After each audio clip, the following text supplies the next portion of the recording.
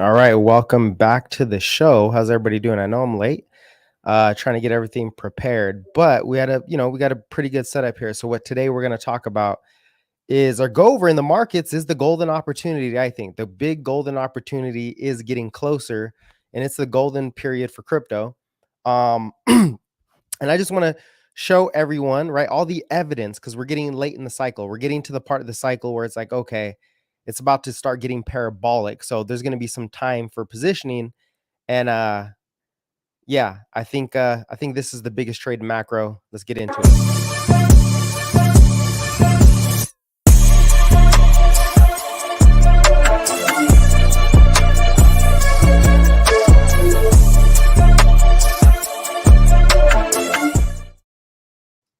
All right, so obviously we have some things going on in the market, and today is Friday, right? We had PC come out. It was a little hot.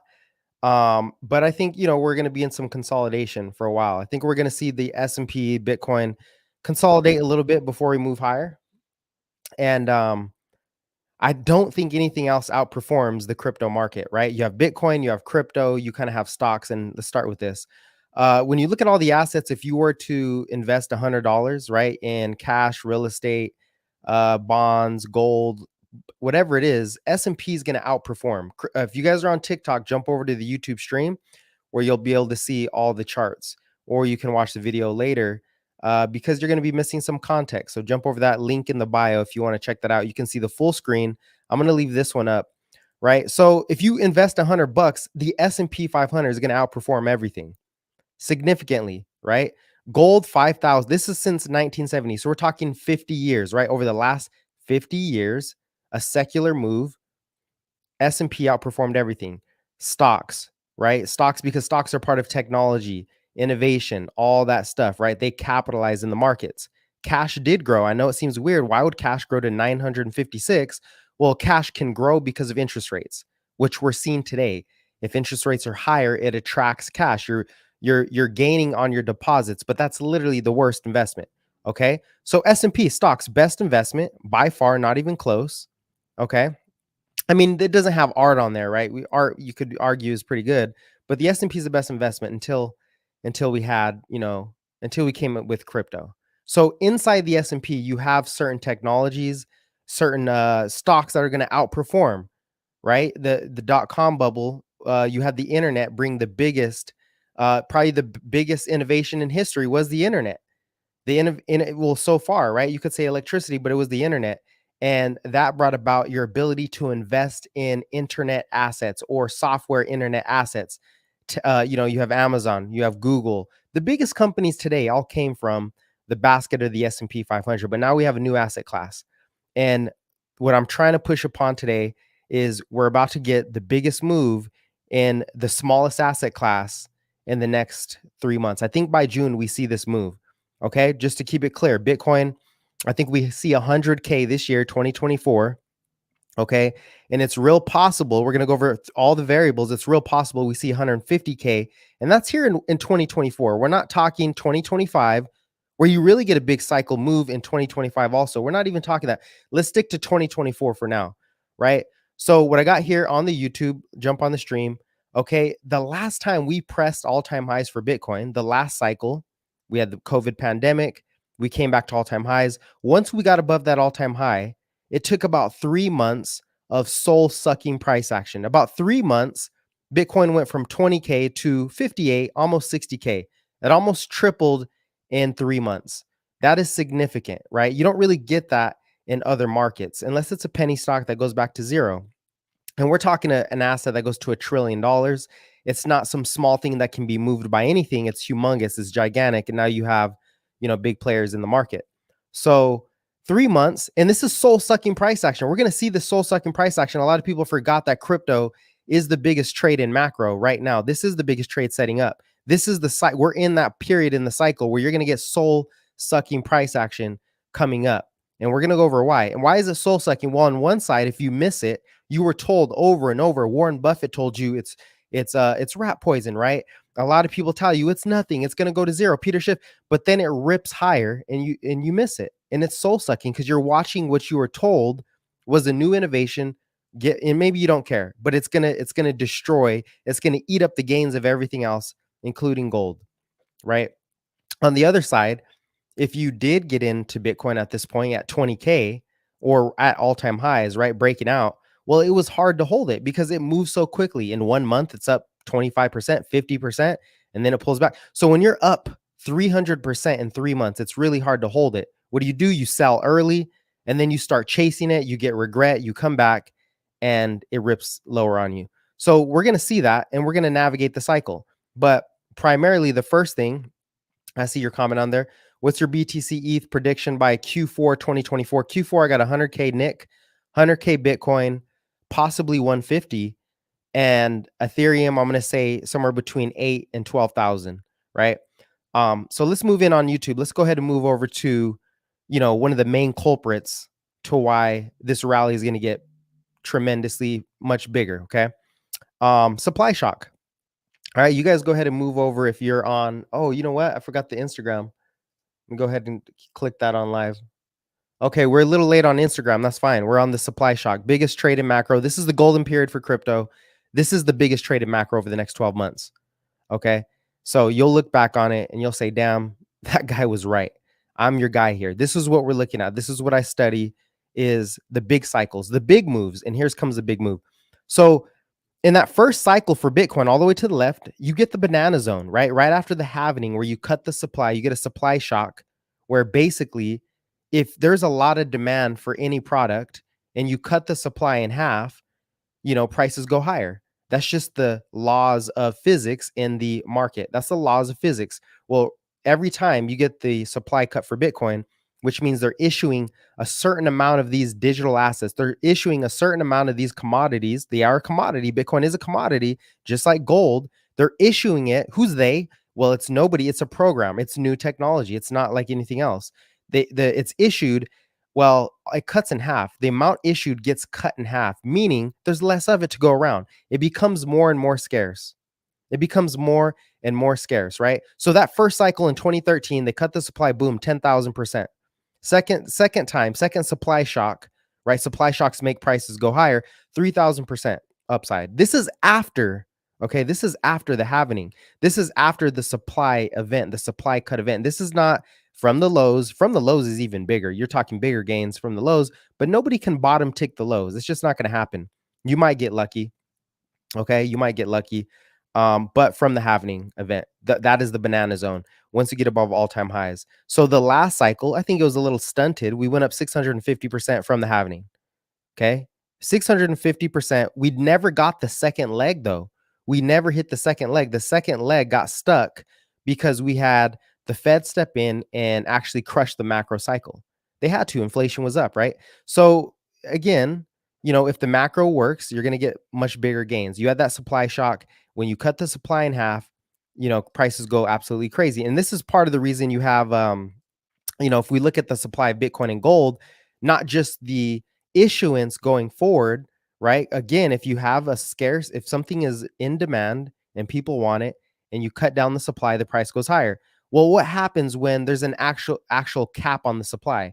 Gold, people love gold, right? They love gold because it's hard to mine. It's hard to get gold. It's hard to produce gold. It's really tough. In green on that chart, you have gold moving higher, right? You have gold moving higher. What is that? It's not gold moving higher. It's the supply of gold. It increases over time. It is inflationary to some degree, but you can continue to produce more gold. On Bitcoin, for instance, you cannot. There's a cap on it. There's no more supply after you get to 21. There's only 21 million Bitcoins. So in this case, it is the only asset, and we're talking real assets over $100 billion. It's the only asset that has an absolute scarcity. There is none left. You cannot get more. And when people lose their keys, they lose their Bitcoin, the price goes higher, right? Because you take away that supply, you make it more scarce, just like if you were in a desert and there's, 1,000 gallons of water. Oh, okay. Well, what happens when that 1,000 gallons of water, when that water flow cuts in half, it becomes a lot more scarce, and whoever's controlling the price can increase the price. So, and guess what? The adoption, it matters about the adoption. So if supply comes down and nobody wants it, it doesn't matter. I get it. But people want this asset. Maybe not in America because we don't care too much because we're okay because we can create debt. We have credit cards. But globally, the asset is growing. And I'm going to show you where the demand is at. So you have the supply shock, right? You have the supply shock. We just had it. This is the warning. This is the last chance. And it's not just Bitcoin. We're talking the entire crypto market because Bitcoin is the smallest mover. Bitcoin will move the least amount. The other assets will move much more. Ethereum, Chainlink, in my view, I'm not going any further. Other things can go further, but Solana, whatever it is, they're going to go much higher than that. Bitcoin is the least biggest mover. It is going to move the smallest, but it's the safest one in the crypto market. Okay. Supply gets cut, scarcer than gold. We're going higher. And this is the golden period right here. We're not even in the golden period. I'm going to show you. So supply is getting cut. Okay. Absolute scarcity. There's not a lot of it to go around. And then you have extreme demand. This is BlackRock's ETF, right? Now Bitcoin is a commodity. Before 2024 and 2023, crypto or Bitcoin, and let's say Bitcoin, institutions could not get a hold of Bitcoin. They couldn't get any Bitcoin because they didn't want to go through the process of getting their private keys, blah, blah, blah. Nobody wants to go through 20 steps and then accidentally lose it. So the institutions were kind of cut off from buying Bitcoin, from buying this asset. It wasn't smooth at all. And then in January of 2024, you get the ETF. You get basically, you remove the barriers for entry for big money, for the big money flow, the hedge funds, institutions. BlackRock opens their ETF. You knew where they're going to get it. Now look at the flows from January, the beginning of the year. Bitcoin's ETF flows. Look, if you are on TikTok, jump over to YouTube if you want to see the charts I'm showing, or you can review it later. Okay.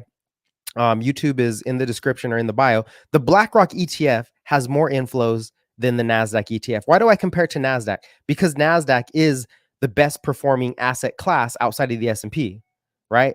And because it has big tech, semiconductors, artificial intelligence, Microsoft, Apple, Google, Facebook, NVIDIA, Tesla, whatever you want to throw in there, okay, that is the biggest ETF or the asset class.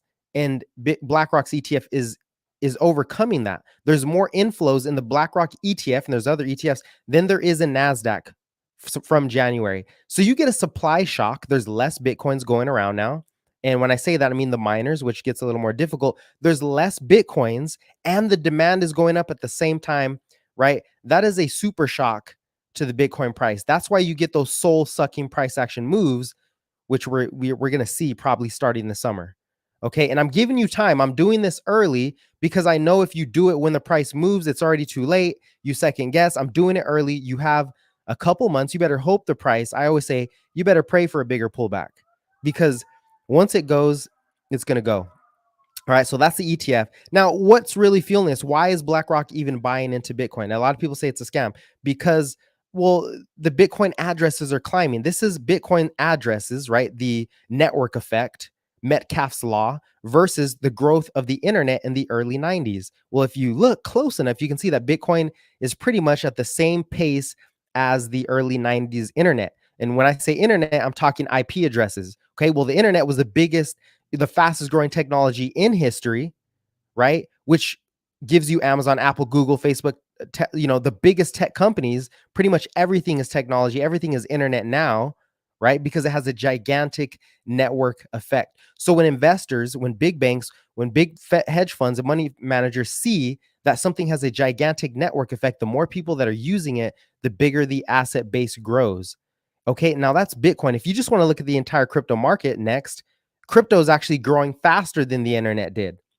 It's set to hit 1 billion users by maybe 2025, right? Maybe 2025 we'll get to 1 billion, which should be in this next cycle, right? Somewhere in 2025. Right now we're around 500, 600 million wallets, and will continue to grow annually. And what I want to emphasize here is, well, actually, let's go to the next slide, right? So crypto is growing faster than the internet. The internet is the tech, is the innovation that sprung the biggest tech companies today because of the network effect. Okay, you're using it today. We're using it right now. So what happens when crypto continues to ramp up? You get gigantic moves in price. I don't see anything else that has a better trade on it, right? If we go back to 2023, okay, in January, there were 432 million wallets. And now we're at, in December, well, not today, but by December, you're at 580. So you had 150 million wallets increase in Bitcoin. Everybody said Bitcoin was dead, but the wallet the wallet usage, the usage of crypto, the transactions The amount of people, and this is not US. If you're in the US, you might think, what? But guess what? You need to put this in your head. Nigeria is one of the fastest growing populations on the planet.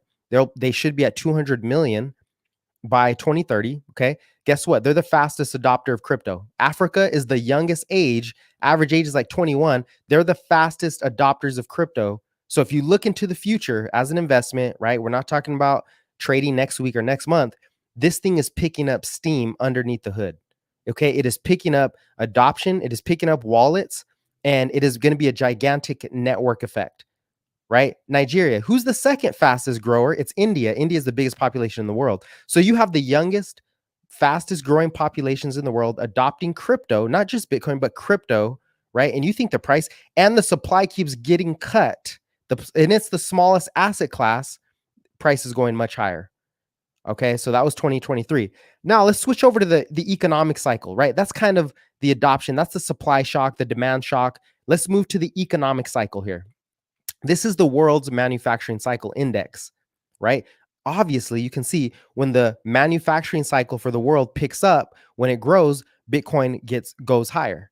Okay. When the manufacturing cycle turns over, Bitcoin slows down and it cools off and it drops, it's been dropping 80% when it goes up, right? So this kind of emphasizes that the global economic cycle, that Bitcoin is aligned with the global economic cycle. Pretty clear, right? Well, guess what we're at today? Today, this global economic cycle is reaccelerating. It's been reaccelerating, and it's about to pass the zero bound. It's about to go positive. It's about to go into expansion territory.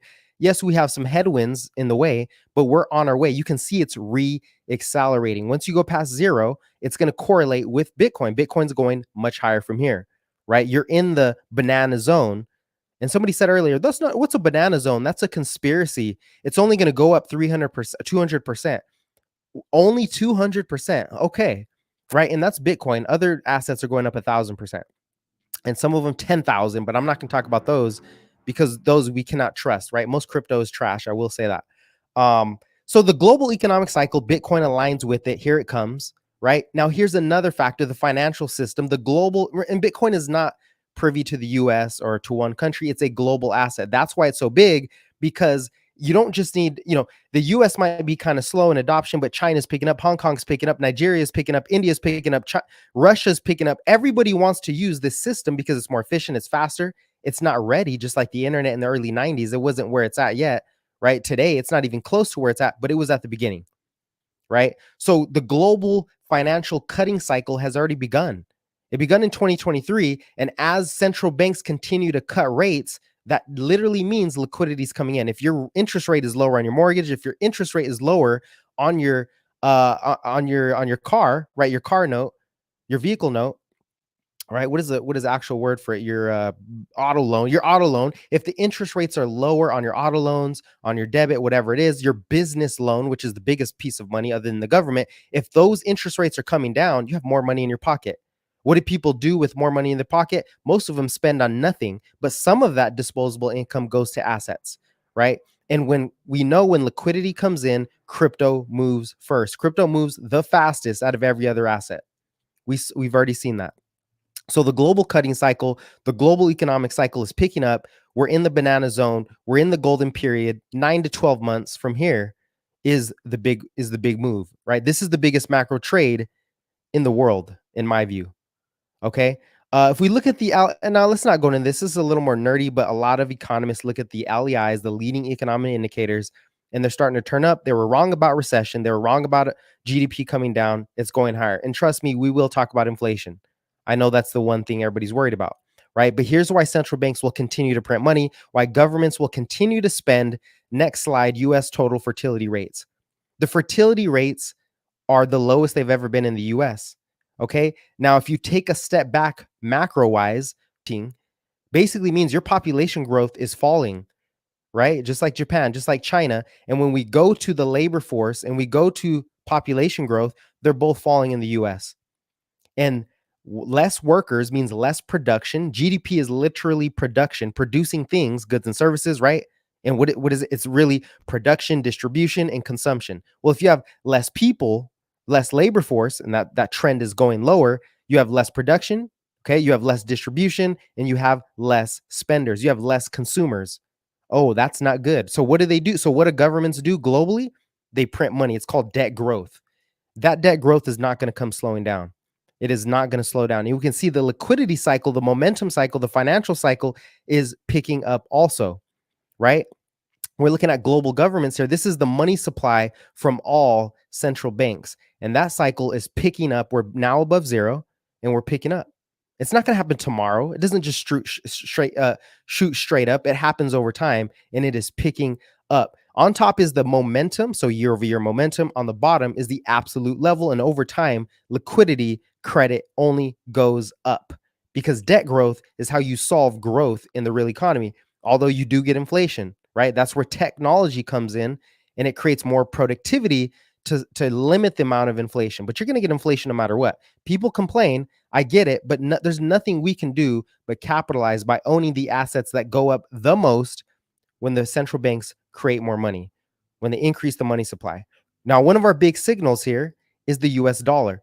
Very clear. You can see DXY versus BTC, that when Bitcoin makes its big moves or when the dollar falls, when the dollar rotates lower, why quantitative easing? Because the US is printing money. And when the US prints money, what really happens here? They're debasing the currency, they're weakening your buying power. Bitcoin goes up. Pretty clear there. When the dollar falls, crypto goes up. When the dollar falls, crypto goes up. Happens every single time, right? And when the dollar goes up strong, Bitcoin falls to some degree. And we're talking like a secular move, 3 to 6 to 9 months, right? Not a 1 month, not 1 week. So take a look at the dollar, because when the dollar breaks lower, when we start QE again, which I think is going to start this summer, the small amount of QE other than the reverse repo, then you're going to get more liquidity. More liquidity means Bitcoin goes higher. More Bitcoin go higher means when Bitcoin goes higher, crypto goes higher, even faster than Bitcoin. And that's it. Now, the last part of this, okay, before we hit the questions, this is live, so you can have your questions. You could throw out your criticisms. Okay, I know it's out there. Is the election cycle? This is what supercharges the Bitcoin cycle. Okay, this is the election cycle. So this is year 1, year 2, year 3, year 4 of the president election cycle in the U.S. Wow, it just so happens to be the strongest phases, the strongest periods of the crypto cycle happen in the fourth and the first year. Well, guess what? We're in the fourth year today. Take a look at this chart. We're in the fourth year today. So we're just getting started, right? We have 12 months, 9 to 12 months for the middle zone, right? You just want to get the meat of the meat of the move. You're not going to get the whole move, but we're in the fourth and then we have the first next year. Why is that? Because election cycles mean the incumbent, whoever they are, they're fighting over votes. How do you get votes? You give people money. You print more money. We're seeing it in defense. Lockheed Martin's, revenue is ridiculous. Weapons, there's more money out there. They're still creating more money. They're pushing it into the system. Free this, free that. Is it great for the economy? No, but asset prices go higher. So the fourth and first year, we're in the fourth. Next year is the first year. You should see the biggest moves in crypto. This is why it's a golden opportunity, right? This is why it is the biggest macro trade in the market, because of this. Now, this last part, okay, let's go over it. Let's go over the golden period. What is it? It's the rise in global liquidity, not just the US, the rise in global liquidity, China, India, whoever it is.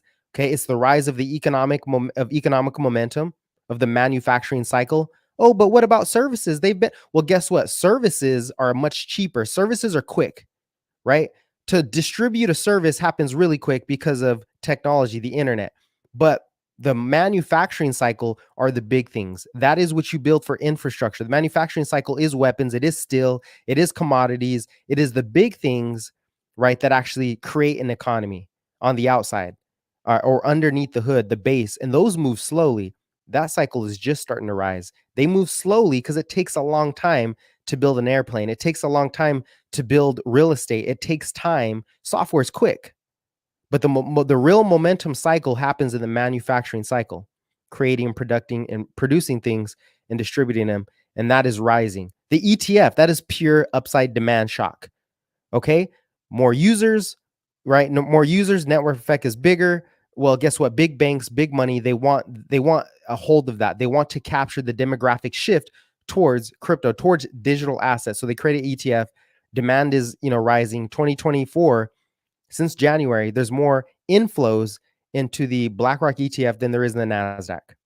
Plain and simple. And then the halving event, right? Downside supply. You're cutting the supply in half of Bitcoins at the same time, right? Price is rising, and you cut supply, prices go up, and there's less, right? There's already a capped amount. So there's only it's scarcity. It's pure absolute scarcity.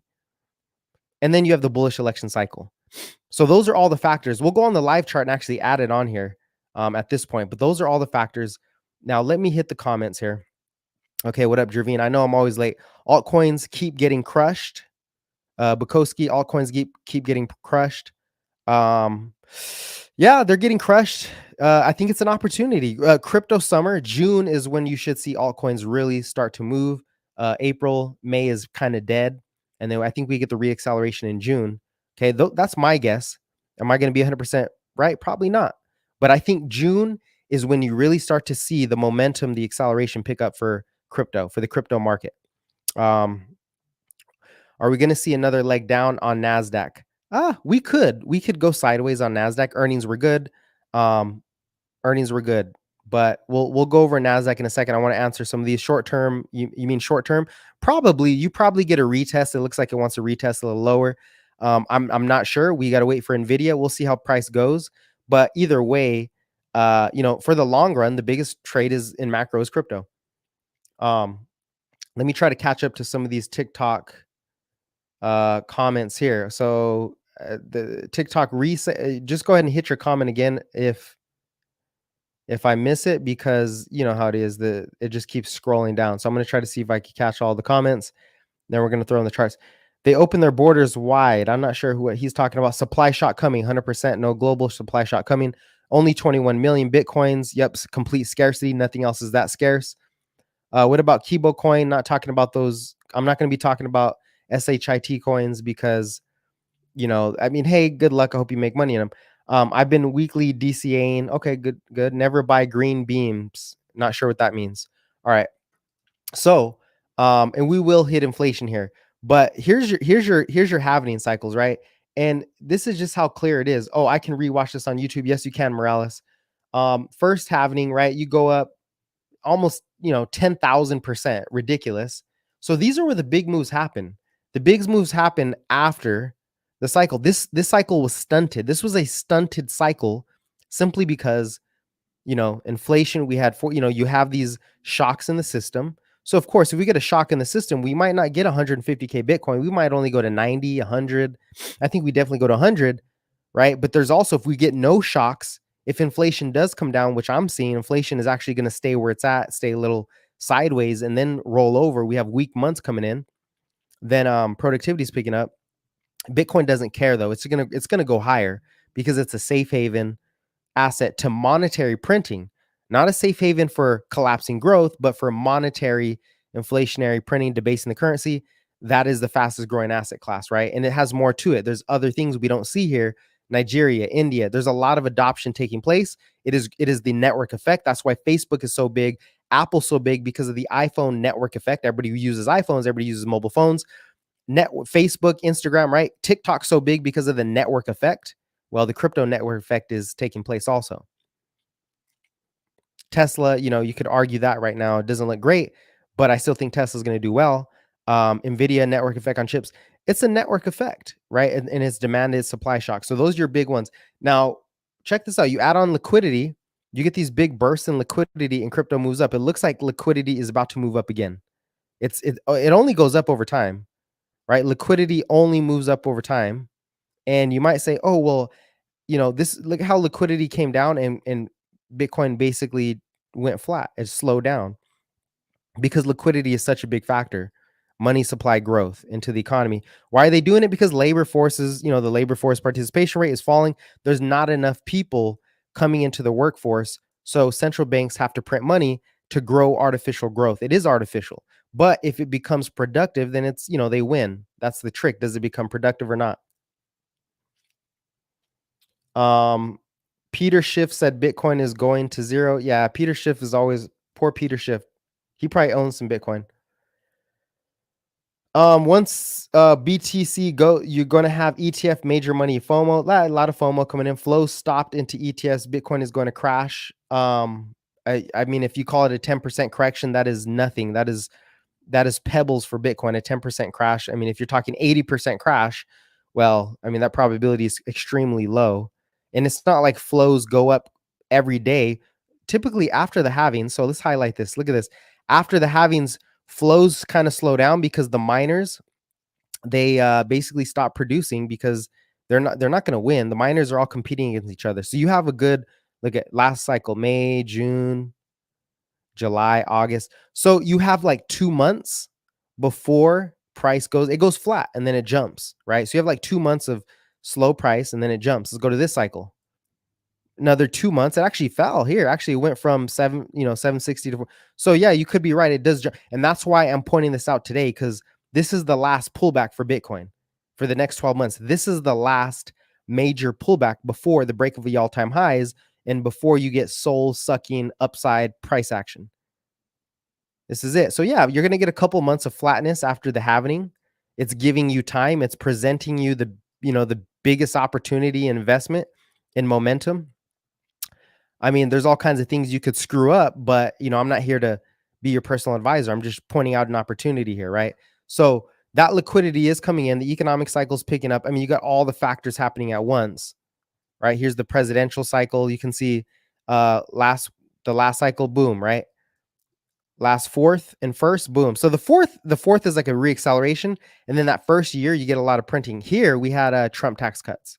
This supercharged Bitcoin, all risk assets, but even more so Bitcoin because of the tax cuts. So fiscal policy comes into play. Election seasons are basically how governments figure out how to refuel and rejuice the market, right? And when they rejuice the market, everything jumps, but crypto jumps more. Crypto jumps more, and it's a tiny asset class. Let's see. USD going to be worthless. I don't know if I agree with that. I don't think the USD is going to be worthless anytime soon. The thing about the dollar is the dollar might be worthless compared to stocks and crypto and real estate, but compared to other currencies, the dollar itself is still the best currency, right? All around, it's still the most dominant currency. And because nobody wants to hold anything else, and you have to trade gold and dollars, oil and dollars. I know they try to circumvent it, but the U.S. military is spread across the earth, and until the U.S. military is not the most dominant, the dollar's here to stay. And I'm not saying invest in dollars at all, but the dollar does rise, right? The dollar does rise when there's geopolitical risk, because when all else, it is the biggest safe haven. Uh, a lot of SHIT coins going to the moon. I agree. This is the last dip before we bounce. Let's see what he said. Before we bounce back to 73K, then 85K will go nuts. I agree. The war also depends. Yes, the war does also depend. But again, the war is a lot of posturing. I don't think anybody can afford a war. It could happen, sure. But what's the probability here, right? We invest into the future, and right now, the future is a lot of posturing. Veronica, you said, what's going on with the yen? What happened with the yen? Well, Japan has actually increased rates and it backfired on them. Japan is weird. It's a little different. Japan's debt to GDP, they have the biggest debt to GDP in the world. They're like 250% debt versus GDP growth. And they devalue their currency a lot to stimulate growth. And their population growth is falling. They don't have enough workers, enough spenders, enough producers, right? The producers are falling. Demographics is key. Less producers, there's going to be a lot of investment in Africa and India because population is picking up and they have a young population, where other people, right? Other countries, what's happening in other countries is people are retiring at record paces every year. Every day in the US, 11,500 people turn 65 years old. The biggest population in history, the baby boomers, are now retiring, meaning they're producing less, they're consuming less. And what does that do? It means more debt growth from the US. So that would be my answer. Outpace the rate of inflation. Yes, your money should always outpace the rate of inflation. And, typically it doesn't. A lot of people are okay with it. They're okay with getting, regular returns to avoid any type of volatility, which is why you have to have a good fundamental basis and thesis, because there is stuff that's volatile that's worth absolutely nothing. But crypto is here to stay, and Bitcoin is one narrative, guys. The bigger narrative, if you listen to my content, I'm more bullish on Chainlink because Chainlink is creating the new operating system for all blockchain connections, right? Services, compute, all that, which is a bunch of talk that isn't going to make sense to anybody. I'm not the smartest cookie in the room, but I do the most research on that. And basically, Chainlink is connecting all blockchains to the financial world, to the traditional financial world. JP Morgan is creating their own blockchain for a reason because it's faster, more efficient, more secure. The whole financial system is moving to the blockchain. Bitcoin is like gold. It's a commodity, right? It's a commodity. Nobody owns it, nobody controls it. But when you go into other blockchains like Ethereum, Chainlink, Solana, those are more networks of, those are more computing networks that bring some type of platform activity on it. It's not just sitting there to collect, to be a store of value, but they're actually creating something that goes into supply chains. They're creating something that increases the efficiency in the global economic system, right? And the financial system, both at the same time. So I'm more bullish on Chainlink because it's only 8 billion right now. It's so tiny. And I mean, the partnerships with Swift and the institute has the most central bank and big bank institutions by far out of every other crypto, right? Out of every other blockchain. I'm bullish on Chainlink. Just bought 10 Chainlink. Okay, nice. And it did get crushed. Guess what? I bought more. I bought more. I sold a little bit at 17, 18, and then I bought a little bit back at 14 when it dropped. I wish I would have had more, but I'm bullish on Chainlink, and I think it outperforms. I think we do see a 10x in that point. A lot of people say BTC isn't backed by anything. It's just like gold. Basic supply and demand scarcity create value. Yeah, yeah. I mean, there's different ways to look at it, how it's backed. The way I look at it is, what is gold backed by? It's backed by the hard work of people producing it. What do they have to do? They have to buy machines. You have to increase a bunch of spending into giant machines. You have to go dig out the gold. You have to sell it on the market. So there's something being done there. For Bitcoin, it's electricity costs and it's machinery, right? Bitcoin miners, that's the machinery you pay for to do the math. And then electricity is pure energy, which is another reason why if we get energy costs down, I mean, you really get a big increase in Bitcoin mining. And I don't even want to just focus on Bitcoin here. If energy falls, the economy, if the price of energy drops because of the new renewable energy, avenues over time, which I expect, then economies expand tremendously because now the cost to grow an economy falls. BTC is backed by Jaja. I mean, if you think about it, the dollar is backed by what? Absolutely nothing but military power, right? It's basically just has a monopoly on global currency and everything, even stocks. What are stocks backed by? Spending on products. I mean, spending on production. They're spending money to produce a good or a service. So Bitcoin provides a service. It provides a store of value service. That's the service it provides. It provides a trade, global trade, instant settlement service. So it does provide a service. And what's being produced? How is it being produced? Electricity and miners. So you just got to think about it in other terms. It is backed by, and it's backed also. It's consensus driven, right? So it's not like somebody chooses. It's a new technology. It's nobody owns it. This is okay. Let's get to that. Will ETH be deemed security and altcoins built on it and other POS coins will tank despite? You know what? Ethereum is going higher. I don't know. I mean, I don't know.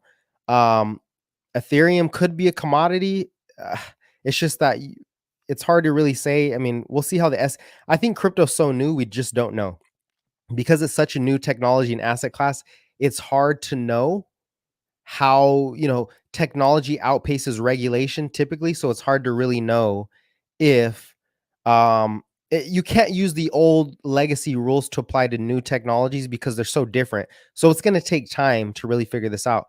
Now, I think the SEC and regulation wants to slow the adoption rate and slow down the growth of it because then people get a little too wild and they want to make sure nobody diverges and big investors don't diverge away from capital markets driven by the US financial system. And I think we're ways away from that. People get too dramatized. It's a new technology.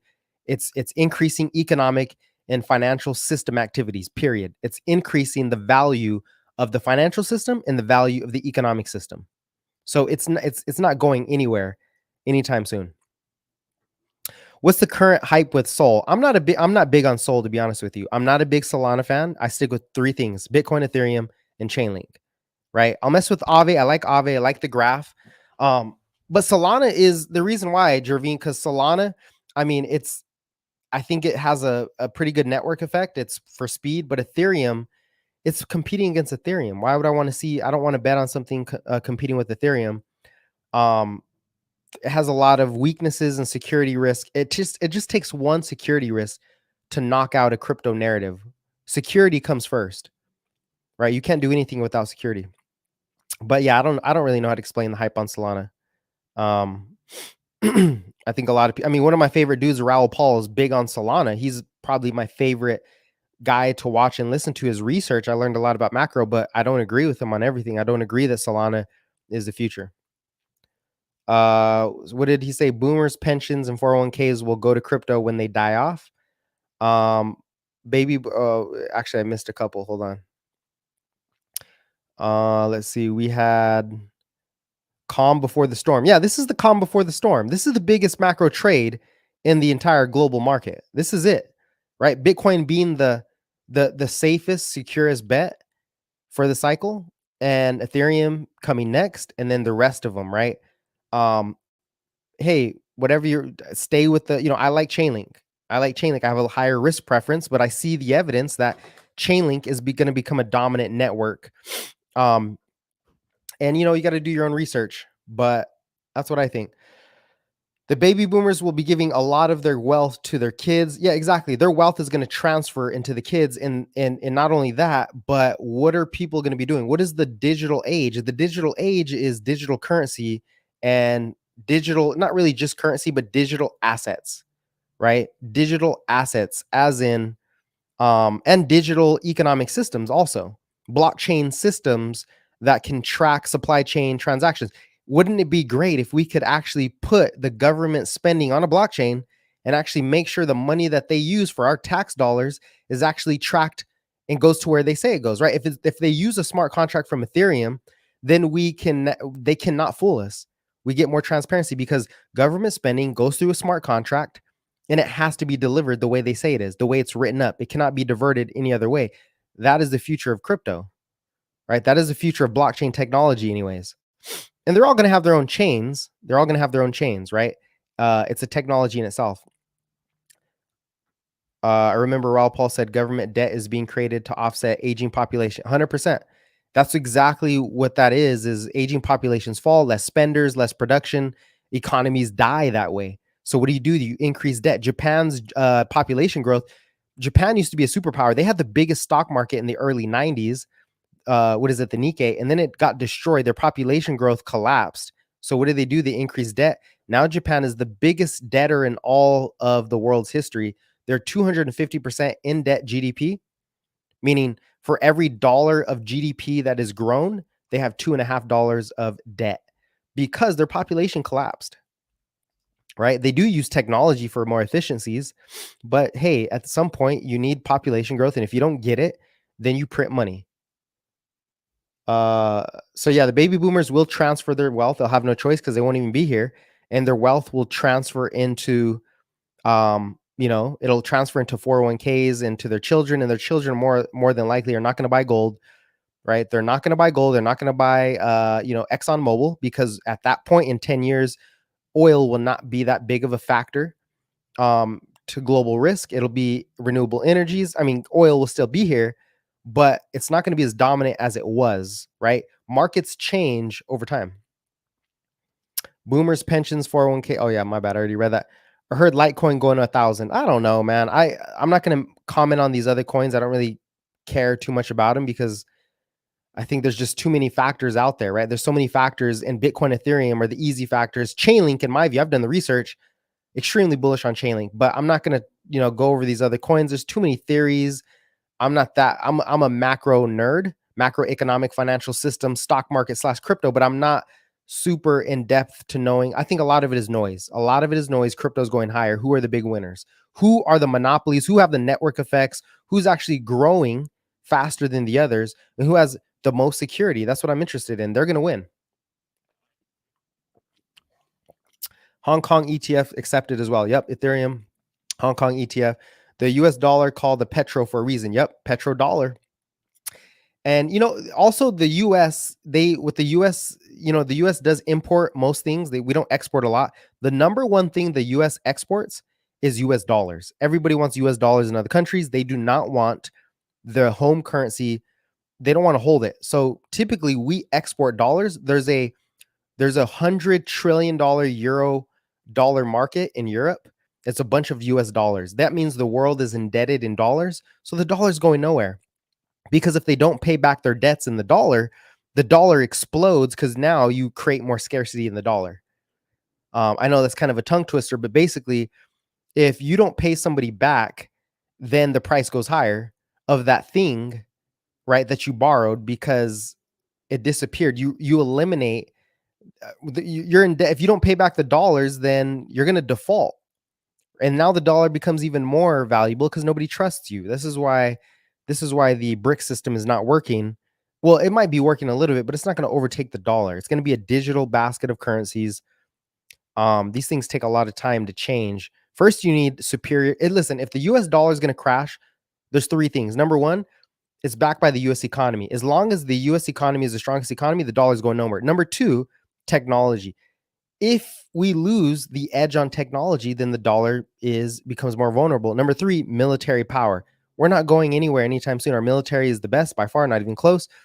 So you add those three factors together, technology, economy, military, and they're all tied together. The dollar is going nowhere. Yeah, we'll get to PCE right now. Yeah, let's get into PC because the only thing holding back this cycle, the biggest risk to this cycle for crypto is that inflation re-accelerates higher. The Fed has to, I don't think it's really going to happen, but the Fed would increase rates. I think it's a low probability. If anything, they hold rates where they're at. And you get a reset, right? You get a reset, Bitcoin goes down to 40K, and then it chugs higher. But either way, if you're looking 12 months out, it's still going higher from here. Sticky inflation. Yeah, I don't think sticky inflation matters at 3%. It feels like 5, it'd be bad. Ethereum gas will be gone. SEC trying to manipulate. What do you say? Let's see. Ooh, we got a lot of comments, and then we'll go to the inflation issue here. AVAX, good luck. I hope it goes higher or can't go back to 17K. Why Chainlink? Um, why Chainlink? I mean, there's a lot of reasons for it, and it gets really complex. But to make it simple, all of crypto uses Chainlink price feeds. So Chainlink connects a fee. All of crypto. Here's what people don't understand about crypto and blockchains. Blockchains do not connect naturally with each other. They cannot connect to each other. It's like having a computer with no internet connection, right? Your computer is useless to the world as a growing monetary network if it cannot connect to other computers. So Chainlink connects all of crypto. Not only that, it connects all of blockchains in general, which are non-crypto blockchains. There's private blockchains, guys. Swift Network, a bunch of banks, ANZ. I mean, there's countless. Look it up. Go do some research on Chainlink. Follow their YouTube so you can kind of see what's going on. But banks have their own private blockchains, but they don't even connect to each other. So they need an interface, right? They need a global interface, and that interface is Chainlink by far. Nobody's even close. It produces that, the interface, and it also has proof of reserves where you can now the whole real world asset narrative where everything's going to be tokenized. You've heard it 1,000 times. That doesn't happen without Chainlink, because Chainlink is the only technology that has proof of reserves, that gets the data, right? The identity data of the asset, and it's able to verify the identity data of that asset and move it to another chain. It's really hard to explain. It's going to be confusing, but it's the interface, right? It's an interface. It injects a chain into one blockchain, and then it connects it to another blockchain. Therefore, you get, it's just like a stock exchange. You're exchanging buyers and sellers. And yeah, it's the global interface. And it's also verification technology also. So it can verify data without giving that data up to somebody else. There's a bunch of factors that Chainlink. I don't expect nobody to understand it. So it's just kind of it's just the global interface. It's the Web 3. It is the backbone to all of the future of Web 3 and blockchain technology for look at if crypto died, if Bitcoin didn't work, if Ethereum fails, Chainlink is not a blockchain. It's blockchain technology. It's agnostic, right? It's outside of the crypto narrative. If crypto fails, Chainlink still works in the financial system. So it's kind of a good bet for me. Um, Millennials and Gen Z will get all the booners money and then they will buy crypto. We got a lot of crypto guys in here. That's what's up. The answer to all your questions is Cardano. I don't know about Cardano. I hope it goes up for you, but I don't believe in Cardano like that. People get really political about crypto. Do not get your feelings hurt. This is my opinion, right? This is my opinion. This is what I think. I've been in crypto for a while. I'm not a fan of most things. Maybe a small portion, but yeah, Bitcoin, Ethereum, and Chainlink is where I'm at. It doesn't mean you need to believe in it. Cardano has decentralization. You have say power. Let me see. Can't they just incentivize immigration if the population is decreasing? Well, Roger, that's exactly what's happening. I believe is they are causing immigration. They need immigration. The U.S. actually does need immigration, whether legal or illegal. People get pissed about it, but you need supply chains and you need lower labor costs, and that's what's happening. You're using AI for higher labor, right? For higher level labor, and then you need immigration to do all the manufacturing, building, what is it, not hospitals, but I can't think of it. um I'm sorry, it's a lower labor jobs. Like, you need more people because then you have to raise wages to get people to come to work. Not only that, you get less production and you get lazy Americans. I'm sorry, but Americans, a lot of the young kids are lazy as hell. I'd rather have an immigrant work for me, right? You just got to mitigate the risk of the immigrants. Make sure you document and whatever. So there is risks on either side. It's a trade off, but you need population growth for an economy. You need it. If you don't, you have more debt growth. Debt growth only lasts so long before the bubble pops. So it's healthy to have immigration growth for an economy. We're not talking about your political views. We're talking about for an economy. All the big billionaire real estate, who do you think is building their stuff?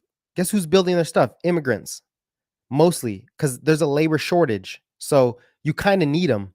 And I'm not advocating for any political view. All I'm saying here is economically, in terms of financial systems, immigration growth is actually good for economies. Maybe not your neighborhood. I don't know. Maybe not your school. But those are other risks. Chainlink CCIP and what they're doing actually needed and not. I'm not sure what that guy's saying. Still have trash. Blah blah blah. Okay, rich people, immigrant, ETH in bed. Man, you guys got to give some clear sentences. You're talking in gibberish here. Maybe you're not American, but I can't understand you. I can't even read what you're saying here. It's hard to express unless it's not for me. A lot of people worry about US debt when it doesn't even matter. It doesn't matter. US debt doesn't matter. It really doesn't. Debt always goes up. Debt always goes up. That is literally what this is right here, right? Fed liquidity is literally, this is debt going up. It always goes up. You might have a cycle down, but it's going to go up eventually. As a matter of fact, where's M2? I have M2 on here somewhere. Did I get rid of it? No, here it is. M2,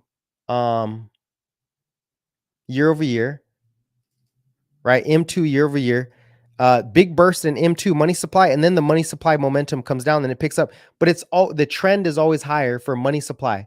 That's what central banks do. They increase the money supply and then they decrease the money supply. That's how you have to keep an economy up. Is it a scam? Sure, but what are you going to do? You're going to change the system? I don't think so. It's not going to happen. I know we're waiting for inflation. I know. Basically, sticky inflation, bring everyone. So let's take a look at inflation real quick while we're doing this. We'll do CPI, we'll do PPI. Let's go to, actually, let's go ahead and switch to, and we had some other, Obama passed a bill to make the dollar digital coin. I'm sure Obama has no clue about economics. Obama is it's politics. A digital dollar is coming no matter what. That's just the that's just the natural pace of technology. There's going to be a digital dollar no matter what. If it helps an economy, they're gonna do it. They're gonna do it. All right. So actually, let's go to this. Let's go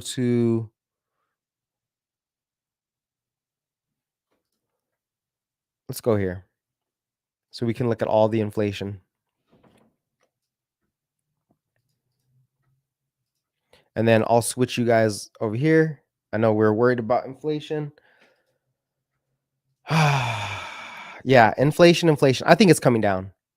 I think inflation is going to be sticky and then it's going to fall. So what we had would you say bring everyone over? We need the population.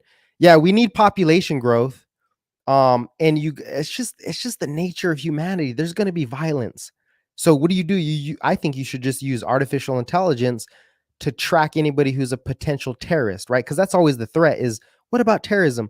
100%. Right, 100%. But pick your poison. You either get the population collapse and the economy go down. Now you can't borrow money, you can't get a mortgage, prices are too high, or you mitigate the risk of terrorism and whatever else. So we need better politicians 100%. We need to solve these issues, but immigration doesn't make it worse. It makes it better when you have infrastructure. The one time immigration is bad is if you don't have the financial infrastructure for the people to actually work, because then what happens is the people have no money, they have no way of making money, they turn to crime, overpopulation, and it gets ugly. So luckily the US has the number one infrastructure in the world for the size of it. Not every state is made equally, obviously. Okay. So yeah, inflation is a little sticky. We had what PCE today. Let's go to personal expenditure. So we had a PCE. Um, and it looks like it is starting to curl up a little bit. Is that even can we see this chart pretty clear? Oh, this is the index. Hold on, that's not what I wanted to see. 2.8. Okay. So we're stuck at 2.8. We're basically stuck at 2.8, Jervine. For inflation, we're stuck at 2.8 right now. But let's go ahead and put this in perspective. All right, let's put this in perspective. Um, so number one, a lot of most of inflation, and I don't know if I can find it here. Let's go to, you're gonna have to bear with me here. CPI items. Most of the inflation on a year over year basis is coming from transportation services, right? Part of that transportation services is big move in inflation. Look at it, 10%. Ridiculous. This is coming from free, and I know you guys feel my pain here. I had to switch services. It's not just gasoline prices, right? Those go up and down. It's insurance. It's freaking car insurance. Auto insurance is ridiculous because people are defaulting. Number one. Number two, auto insurance is just up. So if you take out auto insurance or you normalize it, I mean, inflation's already at target. It's auto insurance, number one, and it's shelter prices. But shelter prices lag a lot. They're extremely laggy. So if we go to Zillow, you can see that actually shelter prices are falling considerably, right? It just takes time. It just takes a lot of time. But most rents are falling. I'm here in Phoenix. Rents are falling. They're not going up anymore. In other cities, they might, but inflation is coming down in real terms. It is coming down. But shelter is 40%. I think I actually have this. Watch, let's take a look at it. I have a graph up here. You guys won't be able to see it on TikTok, but I have a graph. Look at this. So here's the components of inflation. Housing, 44%. Well, that's in the CPI. If we go to the PC, it's only 20%. That's why PC is already at 2.8 and CPI still at 3.5. So housing is the issue. It is slowing, but you don't want housing to collapse. That's going to cause a bigger issue. What you need is more supply. We need more homes. You need the home builders to be incentivized to build more homes to get prices down and to in some areas, but you need more supply, period. And we need that flesh, right? Cardano, young generation is lazy. They are lazy, bro. I'm gonna keep it real. I was a teacher. They're lazy, and it's unfortunate. We need better leaders in America to lead the kids to do work, to work out, to study, and to stop being stuck on social media. 100%. You disagree? I don't care. We need better leadership in America. Period. Back to inflation. I'm trying to type logically. Okay. Okay, there's a lot of comments on here. I can't keep up with all. Look, if you want me to see your comment, jump on the YouTube live so you can comment on there. Then I can see it. If you really want me to prioritize your comment, which I will, I like to answer questions. Jump on the YouTube live, go in the link go to my bio, and you can click on the YouTube. It should take you right to the live. Then put your comment. You can flip right back to TikTok if you want, but I can't see all these freaking comments because they just keep spamming, uh, and they disappear. So sorry. Um, so this is what we're looking at: 44% housing component. Now, here's why I'm optimistic about inflation. We talked about this last month. Um, and you guys won't be able to see this on TikTok. I'm going to talk about it. How did crypto work before Chainlink? They had to create bridges, and they all got hacked. Mr. Squalls, well, first of all, they've always been using Chainlink. That's why Chainlink jumped to $50 from 50 cents in the last cycle. Is one of the biggest moving cryptos because it collected all the fees for data fees. But here's the thing: they all get hacked without the Chainlink network when they try to do it themselves. No, you're good, bro. Eli, you're good. I'm just letting people know. If you want me to read your comment, I can't read it if it's gibberish. Predictions for S&P rest of the year, I think we'll go to 5,500. I think the S&P is going to be strong as hell, bro. For the same reasons that crypto is going higher, it's just not going to go as high. Obviously, it's a big index. Debt always matters. It does, but it doesn't. In the macro, higher debt does not mean collapse. Higher debt means there's more money in the system. The real question is, can you manage the debt? Can you service the debt? The interest rates to the debt matters. And is there more productivity, right? So does debt matter? Yes and no. US debt has nothing to do with how BTC is going to play out. Not really. You're right. Does more civic controls help the economy? Civic controls? No, I don't think so. I think we have stagflation for a little bit. Okay, there we go. Here's our inflation stuff. We have stagflation. And here's the thing: what is stagflation? One day? What I mean, I'm sorry, 1 month, 2 months. Stagflation has to be at least 3 months of rising inflation. And to be honest with you, we don't really have 3 months of rising inflation. I know people are saying that, but if we look deep into it, this is both CPI. Let me turn this one. Let's turn this off. Okay, let me remove this. Okay, we don't have really 3 months. We have a couple months. This is core. My bad. Let me put on CPI. So we have 1, 2. We've had 2 months of rising CPI, not 3. And if it is 3, yeah, that would mean we're looking at stagflation. But growth is rising, so it's not stagflation. Like today, it's not, because growth has been very strong. But going forward, what do we got? We got weaker GDP growth. Weaker GDP growth and rising inflation is stagflation, but not for a month or two. You need like a trend of it, right? Markets will react negative. But what are we getting? Really good earnings for the stock market. Crypto doesn't care. I'm telling you, crypto doesn't care. The supply gets cut in half. It doesn't matter. This is the trade. This is the biggest trade. TikTok's annoying. Trying to make sure I'm not a bot. So I don't think we really have stagflation, maybe for like a month or two. So we have 2 months of rising inflation, and it's barely 3 to 3.4. Oh my God. That's not, bro, that is insignificant, right? That's insignificant. It's not that serious. It's really not. Wages are higher than inflation, and productivity is picking up. Energy prices are the biggest risk if they spike, but that causes a recession because the higher energy prices go, the more your gasoline goes up, the more it takes away from your disposable income. Therefore, you stop spending, and then we slow down. So either way, I think we're set to fall, right? That's one factor. Number two, we look at the ISM. The ISM is the prices for the supply chains, and those collapsed in the last month. They collapsed. They collapsed to the pandemic lows, which means services are 70% of the economy, and service inflation or service prices are leading CPI, and those are going lower. So that tells me one thing. Number two, global shipping prices. This was another reason we spiked. Sorry, I'm not showing it on here because I got to navigate too many things. Go to the YouTube if you want to see what I'm talking about. Just jump to YouTube if you want to see what I'm talking about. I'll just throw up CPI here. Actually, I do have it right here, right? So that's it. That is the ISM prices coming down, and CPI a little bit.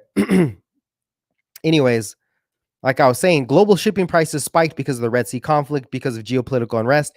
That is coming down. Inflation comes down. So it was the global shipping spike that stalled supply chains. Prices went higher. Now that's coming lower. That's our lead, right? So when you look at supply chain pressure, shipping rates, ISM prices, those are all supply chain under the hood prices are coming down. CPI is just trailing all these other things. Once these things come into the CPI, CPI is going to flatten out and go lower, in my view. Also, Shelter is a big part of it, like we said. Well, look, Zillow leads, or not Zillow, but rents leads CPI shelter. So CPI shelter has a long way to fall. It might be slow, but it's still coming down. It is a lag. It is a lag. So I don't think inflation is material going higher. Plus, we should have slow April. What do we get in April? Slower GDP.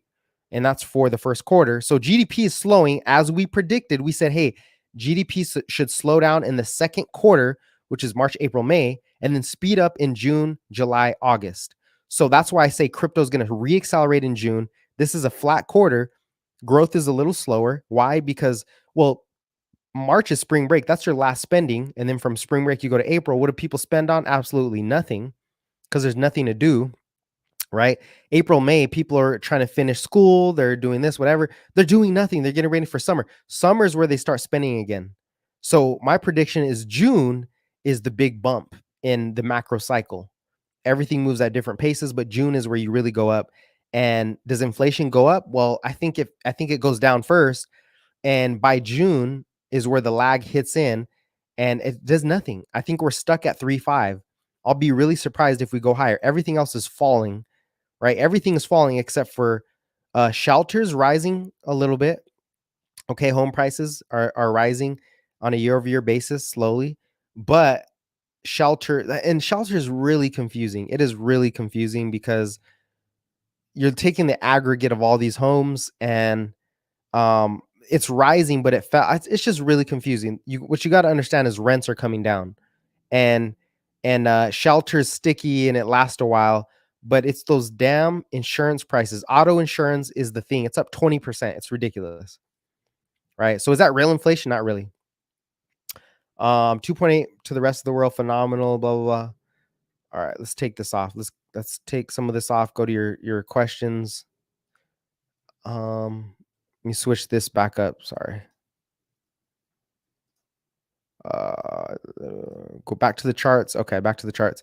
Yeah, so yellow is is supply chain prices. I think they're coming down.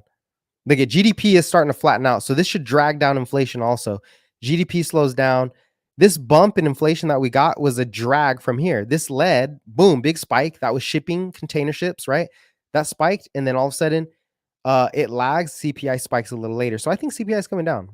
Okay, I think people get a little too. They really want to crash because they're not in. I think they just want to crash. It'll crush China. Oh, also, this you bring up a good point. China is shipping deflation. Look at,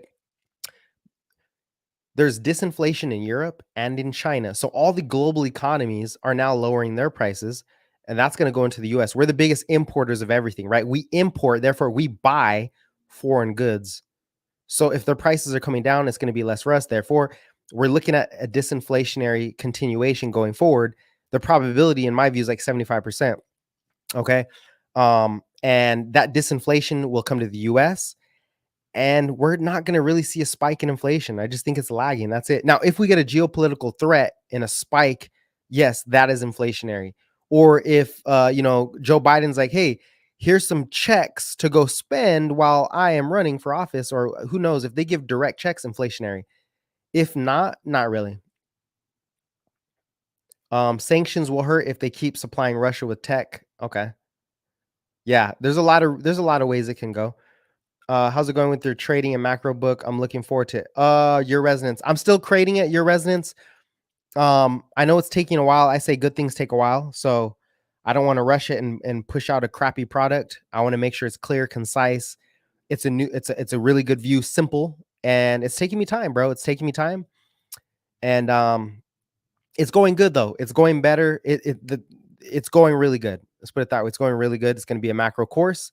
How the financial, hey, let me just give you a rundown. It is the financial. There's two systems. There's the economic system and there's the financial system. The economic system is production, distribution, and consumption of goods and services. This financial system is lending, borrowing, money supply, and investment. And they all work together. And that's what I'm showing you, how they work together and how asset prices change off of that. That's just low level macro, right? Policy economics. How does policy come into play? Fiscal policy from the government, from the treasury, and then monetary policy or money policies from the Fed. There's a lot of factors here. So I want to make sure they're simple, concise, to the point. and it takes a while. There's visuals. It's not going to be boring. It'll be engaging. There's going to be a quiz at the end of it. So I'm still working on that. It's taking a lot longer than I thought, but I will let you guys know when I'm done with it. I think it just simplifies things and you can see the big picture. You can see the big picture and help supplement your trading or your investing. People travel, they spend and party in the summer. Yeah, they do. I think the summer is where you're going to see spending pick up. And crypto will not care. Do you think Powell has done a decent job? No, I think Powell has done a good job. Actually, I know people just hate the central bank, but I think Powell's done a really good job. And also, this is the most communication the Fed's ever done in history. They never communicate this much. So everybody can criticize, people in power, but you don't understand how hard it is and what you're dealing with there.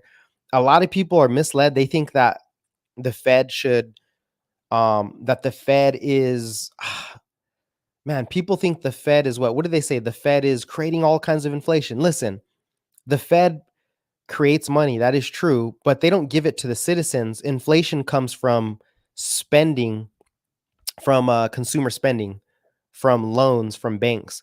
So they give money to the banks lend the money out. That's really how it works. It's not the Fed creating inflation. The Fed creates the opportunity for the US dominant economic system to continue to be dominant. Without the Fed, we would have failed a long time ago.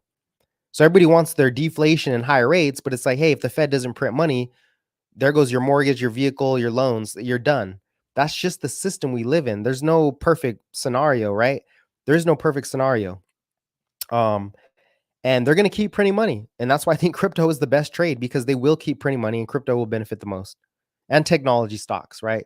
Big tech, AMD, Amazon, Google, Facebook, but I think those are a lot of those are they're kind of overdone and I think crypto is a very small asset class that will boom the most. Yes, credit cards, mortgages, all those things don't exist without the central bank printing money. Like that's what people don't get. That's what debt is. Debt is the creation of money. So you want to get rid of your credit cards, you want to get rid of your auto loans, you want to get rid of your mortgages and you have to pay 100% right up front. Well, good luck. You're going back to a second world country. US is no longer the first world country. It just doesn't work. Like people think you could just turn one knob and everything is fixed. No, there's a lot of levers, and that's what the macro course is showing you all the levers that are pulled in the economic system and that get turned in the financial system, and what asset classes benefit most in the different seasons or in the different variables of the financial and economic system. They're all a system, and those systems are competing to produce and supply the economic system, and asset prices go higher, but they all react a little differently, right? Gold, and I'm not going to go all into it because then I'd be telling you everything I'm going to teach you. But anyways, the course is all in one. Everything I know about crypto and the tech. Listen, the trading stuff I'm not doing yet because there's a lot of stuff out there. I'm going to wait because I think this is more important. But the technicals I'll do that, and the fundamentals I'm going to do that. But the macro is key here. This is the issue we've been dealing with for the last 4 years is the changes in macro. What is macro? What is going on in macro? What is the financial system? What levers do they have? How does that impact? What does the history look like when there's an oil shock? How do other countries act? So there's a lot of levers here. Most people are dumb, though. They just want to blame Biden for their Cheerios being $6 instead of 4. True. And I am not a Biden supporter whatsoever. I feel bad for the guy because I think he has a gun to his head. But at the end of the day, it's, inflation would have came either way. He might have made it worse, obviously, because he's spending, but also the economy wouldn't have been as strong because he is printing money, right? So you can't have it both ways. You either have a weaker economy with less inflation or you have a stronger economy with more inflation. The only factor that makes a difference is technology, which has nothing to do with the government. It has to do with CEOs. I'm not CEOs. It has to do with businesses innovating. So what you could do is create regulation or reduce regulation and allow them to innovate a little further, which both parties would always do. They're going to do it. They have to save the economy. You need productivity growth, and you get that through innovation more than anything else, which is why AI is so big, which is why semiconductors, AMD, NVIDIA is exploding because the belief is, well, if we get these chips online, we can produce more things at a cheaper price at a faster rate. Economy goes higher without inflation. That is the goal. So, anyways, I'm ranting way too much. I think I'm done here. Okay. Crypto's going higher. That's all I got to say. I think inflation's flat over the next couple months. China's $23 trillion debt bubble, most in real estate bond defaults in the horizon. Yeah, yeah, and they'll just print their way out of it. They'll print their way out of it, and China's done. The future economies are Africa. Well, it's not a country, but Nigeria. Look at Guyana. Guyana is the fastest growing economy in the world right now. They're growing at like I think at 17% because of their oil boom. Right? There's a lot of factors going on. Guyana is South America. Venezuela's so pissed off they're trying to invade them and take their oil. Um, and there's also a war going on in North Africa you don't hear about over the not plutonium, over what is it that creates atomic weapons? I can't think of it. So there's all kind of factors going on. You just watch the dollar. If it gets out of hand, the dollar goes higher. Without a human workforce. Rant, you're a smart dude. Appreciate it. Thanks. Uranium. There you go. Yeah, uranium. There's a war for uranium. It all comes down to resources when it comes to the economies and the wars. There's a war for oil. There's a war for uranium. There's a war for copper. There's a war for a lot of materials. But the biggest war is energy. Always has been. Right. All the big and I'll get all geeky on this, but all the big wars, all the big shocks in the economy came from 1971, the great inflation, right? Where they say inflation is going to be high forever. First of all, the biggest controllers of inflation were the OPEC countries, and they basically sanctioned oil. They wouldn't even export oil to the US, so that caused inflation because there was no supply. And there's a bunch of demand, and all of a sudden there's no supply, prices go higher. Why was that? Because they invaded Israel. Same thing. Why did they invade Israel? Because Israel, in their view, is a proxy state for the West. So we can keep an eye on oil. So they don't want us messing with the resources, right? So the West keeps an eye on the Middle East because that's where most of the oil is. But that is changing. Now a lot of the oil is showing up in South America. Now the US is the biggest producer. So I don't think you get an oil shock.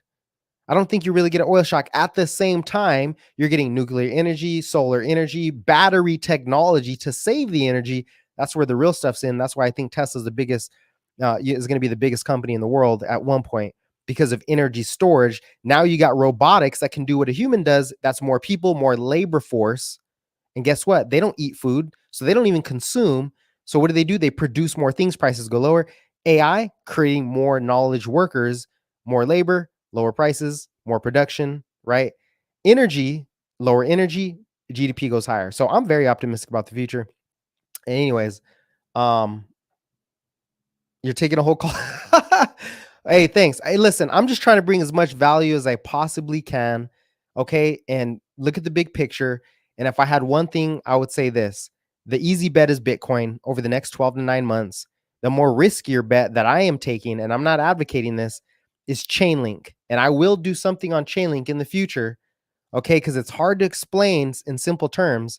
But I think this is the big bet for me in crypto, the big safe bet, right? There's a lot of bets, but this is the big safe bet for me because the market, the opportunity for Chainlink is literally the entire financial system and the economic system. All supply chain activity and all financial activity is going to have to go through the blockchain. That is the future, the blockchain transaction system, the verifiable web, and Chainlink has a monopoly on that. Nobody's even close. So this is my bet. I'm not advocating for it. It is my opinion. There's no promise of reward, but this is my bet if you want to know. Okay. And Tesla. I like Tesla too. I just think Chainlink is so small, nobody sees it coming, right? That's why they're like, what is that? Would you say scroll up your resonance? Would you say what will be released first, the macro or the technical analysis? The macro will come first. First part of the macro course is going to be how the economic and financial system, what they are. Okay, what are your different variables in the systems? And then the second half of it is literally the business cycle, which is now we're putting the financial system activities or what they do together with the economic activities. We're aligning charts. We're showing how price action changes in the bond market, how asset prices and stocks move, how the dollar moves. So currency. So you have these three factors. You have currency, the dominant currency. How does that affect markets? How does oil or energy affect markets? How does bonds or the debt market, which is the biggest market, it's 150 trillion. How does that impact markets? Why? What are the levers, right? That's the more that's a little more technical stuff in the second half. The first half is let's build the context. And then the second half is here how things work. Here's how it actually moves. And then here's the macro seasons you want to look out for, right? That's what that is. And then mega trends, right? There's mega trends happening at this moment. So the macro course will come out first. Macroeconomic, I don't know how to put it. I mean, I'm trying to make it simple word. I don't want to make it so complicated, but that'll come out quick. That'll come out first. Sorry. Um, when I'm not sure, bro. I am just not sure when it comes out. AI driven robotics. Yeah. Now we pump for more oil. Until then, hey, crypto's going higher. Until then, and then I think I have a way. Hey, subscribe to my newsletter if you guys are on here. If you want, if you want to see what I'm talking about with Bitcoin and just stay in touch with what I'm saying, whether it's macro, whether it's Bitcoin, crypto assets, whatever, mega trends, go subscribe. Okay. That'll help boost my morale. And I'm just playing. That'll help boost your education a little bit, kind of what I'm seeing. There's other people out there. This is just what I'm focused on. And there's a link in the description. Subscribe to the newsletter. You'll get an email, confirm it, and then you'll see what I'm writing about. I'm going to release something this weekend on the crypto cycle so you can read it through. You have it right there. You don't have to watch a video and me talk. You could just read through it. It's a little quicker and you can see all the variables that point to the biggest trade in macro. Okay. Yeah, go check that out.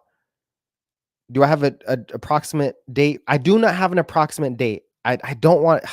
I try to make dates. I'm sorry, I don't have an approximate date. I wish I could. It's just there's other things, right? There's a lot of other things that I'm doing too. Trading on the side. I'm also building a new. It's called the Iron Condor and options. I'm trying to figure out how to do options in a way, not just buying calls, but selling options in a way to benefit off the S&P fixed income. So I am juggling a lot of stuff. That's kind of what I do. I juggle too many things at once. So it's taking a little longer, but it will come. It will come. And until there, I'm just going to share as much value as I possibly can. You still believe in the 4-year cycle is valid?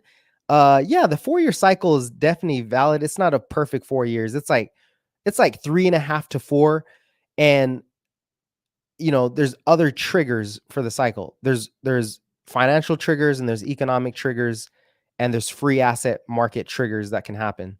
So yeah, the 4-year cycle is still in play. Maybe not in 2030. We'll see. Anyways, I hope I bring enough value to you guys. I hope you guys stay blessed, eat healthy, live as long as you can, have good relationships. You know what I'm saying? Stay blessed, lift weights, improve as best as you possibly can. That's all I can say. Improve, improve, improve. The future is optimistic. Let's go. Yeah, you can sell puts. There's a bunch of stuff you can do. I'll share that when I get, when I get it a little more organized. Anyways, you guys stay blessed. Thank you for joining. I appreciate it. Hope everything goes well. You guys have a safe weekend. Stay safe. Make good decisions. Catch you later. Thank you.